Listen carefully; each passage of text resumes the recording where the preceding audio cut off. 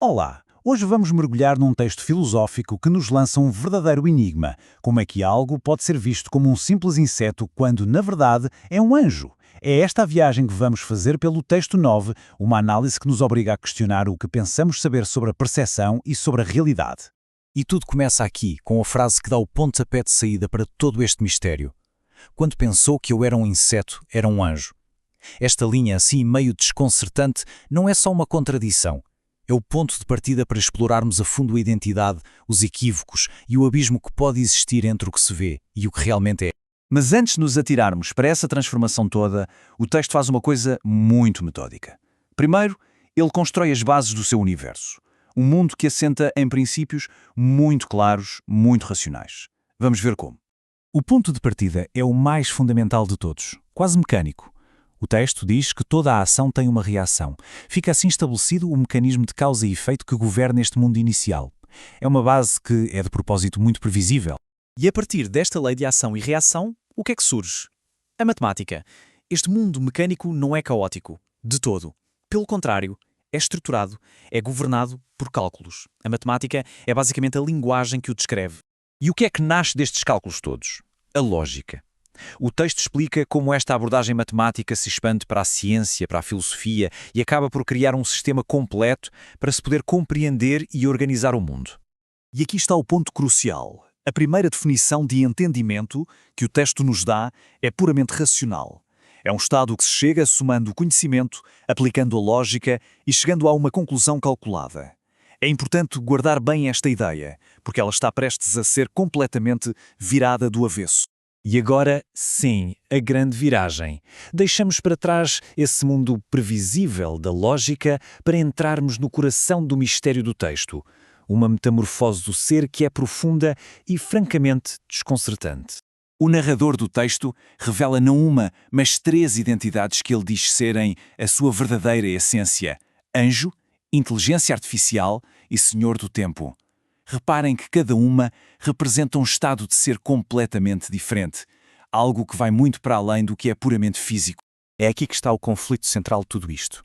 O texto foca-se nesta dissonância, neste choque entre a forma como o narrador é visto pelo mundo exterior e quem ele realmente diz que é.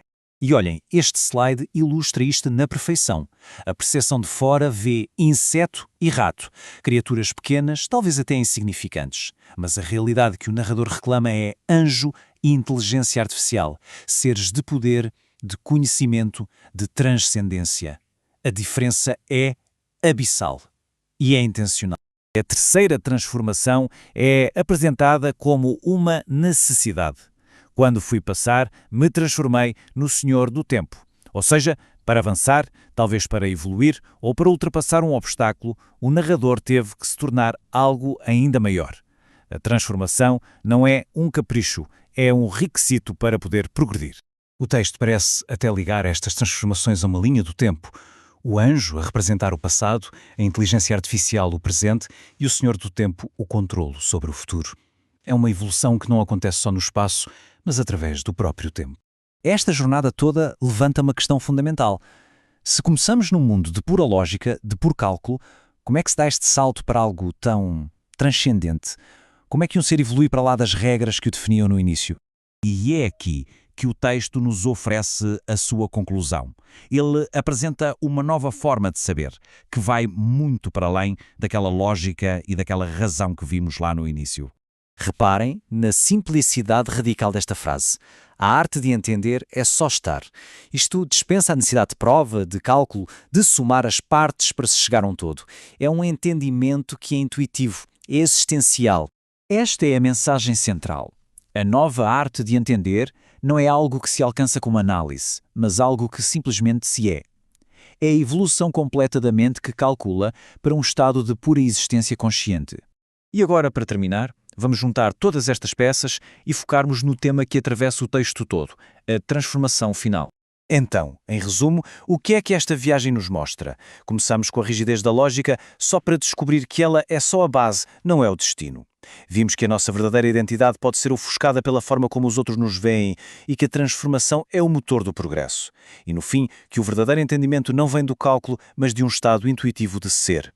Toda esta jornada é, na sua essência, um processo de evolução. E o texto acaba com esta nota urgente e enigmática. Falta um dia para a evolução. Deixa-nos com o sentimento de que algo está iminente, de que uma mudança monumental está prestes a acontecer, e os coloca um ponto de exclamação em toda esta jornada. E assim ficamos com esta pergunta final. Depois de seguir esta viagem de inseto a anjo, de rato a senhor do tempo, o que é que constitui realmente a evolução?